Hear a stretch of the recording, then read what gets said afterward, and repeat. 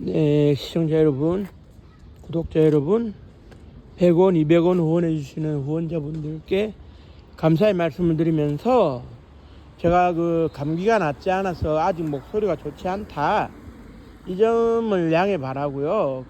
오늘 뉴스를 보다가 생각이 나서 방송을 하는 건데요. 간단하게 말씀드리겠습니다.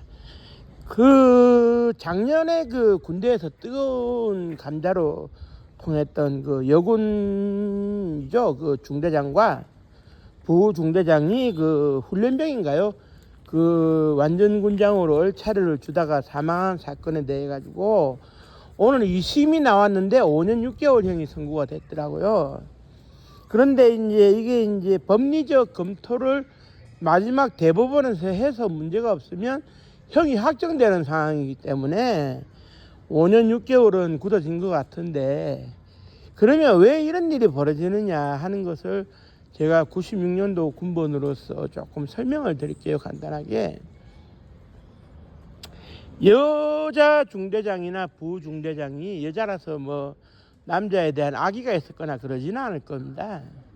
그렇다고 제가 이 방송을 하는 것이 여군 중대장과 부중대장을 옹호하는 것도 절대 아닙니다. 하지만 분명한 것은 과거 이렇게 군대를 가면은 좀 속된 표현으로 원산 빠따도 맞아가면서 이렇게 기합도 받아가면서 군대 생활도 하고 완전군장 후보로 이렇게 기합도 받고 이 정도도 못해내 하면서 이렇게 우격다짐으로 하던 시절이 있었어요.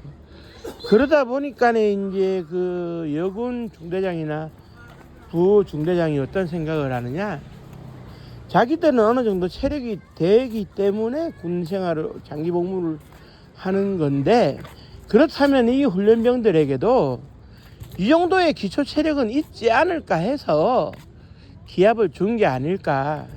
아니, 군대 와가지고 이 정도의 기초 체력도 없다는 게 말이 되겠느냐. 하지만 현실적으로 봤을 때는 어떤 문제가 있느냐, 기초 체력이 있건 없건 지금은 그렇습니다. 제가 군 생활을 할 때 약 67만 대군을 자랑했는데 지금은 겨우 40만 대군을 자랑하고 있고, 군 유지 목표가 35만 대군이라는 얘기가 있을 정도로 인원이 한 40%가 확 줄었잖아요. 그러다 보니까 더더욱 면제율을 높이기가 어려운 상황이 되고, 그러다 보니까 이제 질병이 조금 있어도, 신체적 부자유가 있어도 본인이 군대 생활하면서 감내해라, 이런 분위기가 많이 형성이 되어 있거든요. 그런데 그렇게 되면은 어떤 일이 벌어지느냐, 체력적으로 소위 100m 달리기를 전력 질주할 수 없는 사람들도 군대 가는 일이 벌어져요.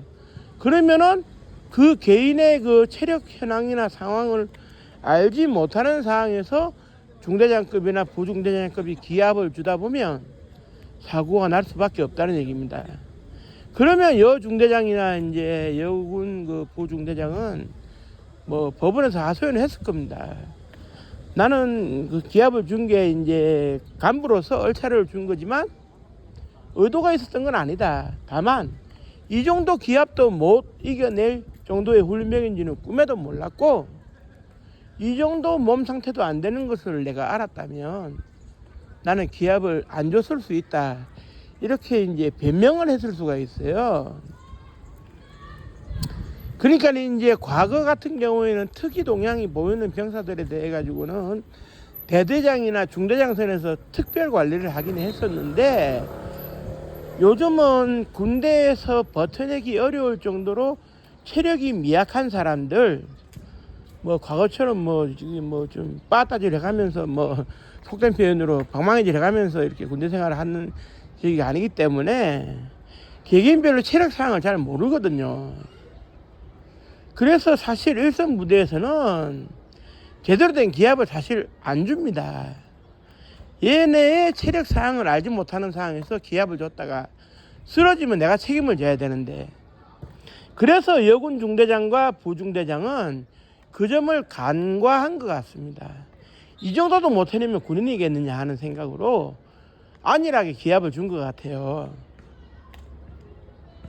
그게 우리 사회적 통계로도 나와 있는 게 제가 82년도에 초등학교를 들어갔었는데 그때 기준의 아이들의 신체적 조건과 지금의 신체적 조건은 다릅니다.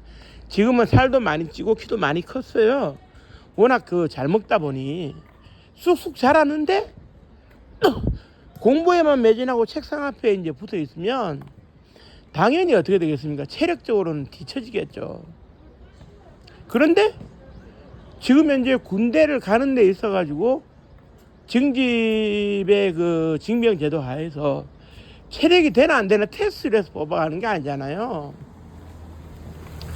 각 군의 이제 모집병단이 예를 들면은 뭐 해병대라든지 해군, 공군, 그 다음에 특수보직이라고 할 수 있는 뭐 UDTC나 뭐 SSU, 뭐 해난구조대, CCT 공군 공중통제사 이런 부대 이런 데는 체력 테스트를 해서 뽑아가는데 일반 보병의 전투병과라고 하면은 그런 절차가 없이 뽑아가다 보니까 사고의 위험은 늘 노출되어 있어요. 그렇다고 군사훈련과 일상생활을 또 안 할 수도 없는 문제고 이게 딜레마인 겁니다.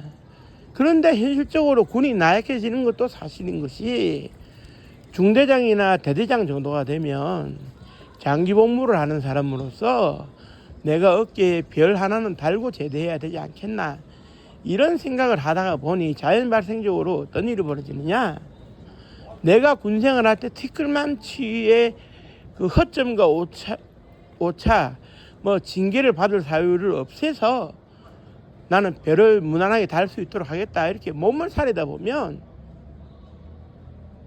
대대장이나 중대장들이 애초에 좀 문제가 있을까 싶은 병사들을 골라내 가지고 기합을 덜 준다든지 열애를 많이 시켜버려요. 얘 하나 때문에 내가 군생활에 지장을 받을 수는 없다. 그러면 군대가 약해지는 거죠. 그렇다고 과거에 제가 군대 생활할 때처럼 맞아가면서 안 되면 되게 하라 할 수 있는 것도 사실 비인간적이고 비인격적이긴 해요. 물론 뭐 병무청 병무 신체 검사 단계에서 이것들이 걸러지면 좋겠지만 현실적으로는 걸러지지 않는데 이 군이 좀 달라져야 되지 않을까. 그러면은 원탁 회의를 통해서라도 밤을 새서라도 우리 군이 어떻게 정예군으로 거듭날 수 있을지를 모두가 머리를 맞대고 고민을 해야 됩니다. 19년 동안 자라온 환경이 있어가지고 그 젊은 학생들을 군대 가서 매섭고 혹독한 훈련을 견딜 수 있는 몸 상태를 만들 수도 없고 만들라고 강요할 수도 없는 시대인데, 그러면 군대가 그에 맞게 좀 달라져야 되지 않을까. 물론 뭐 군대가 이제 편의를 무조건 받을 수는 없겠지만 젊은 신세대 MZ 세대들이 입대하는 이 시점에서 2000년대생들의 신체 건강에 맞게 군대의 모든 것이 조절될 필요는 있겠다 하는 생각이 들어가네요. 그러면은 이제 여군 중대장이나 부중대장의 입장에서는 다소 뭐 억울하다는 얘기가 나올 수는 있을 겁니다. 이런 말이지, 좀 한심한 체력을 가진 사람들이 군대 와가지고 군사훈련을 받으면 지휘관으로서 어떻게 지휘를 해야 되냐, 이런 문제가 이제 부닥칠 수밖에 없거든요. 그러면은 결국 20년대, 그러니까 21세기 20년대 2000년대생이 입대하는 요 즈음에서는 우리 군이 심각한 고민을 해야 되는데 안 하고 있어요. 거기에다가 우리 군은 이 감쪽 같은 시간에 계엄 선포에 동조를 해가지고 병력을 국회로 출동시키는데 급급해가지고, 사실 그렇지 않습니까? 이제 대통령이 6개월 동안 공석인사항에서 직무대행도 여러 번 왔다리 갔다리 하다 보니 구체적으로 명령을 내릴 수 있는 사람이 없어요. 그러면 어떻게 되느냐? 야전 훈련이 제대로 진행되기 어렵거든요. 사단장, 군단장이 독단적으로 야전 훈련을 할 수가 없어요.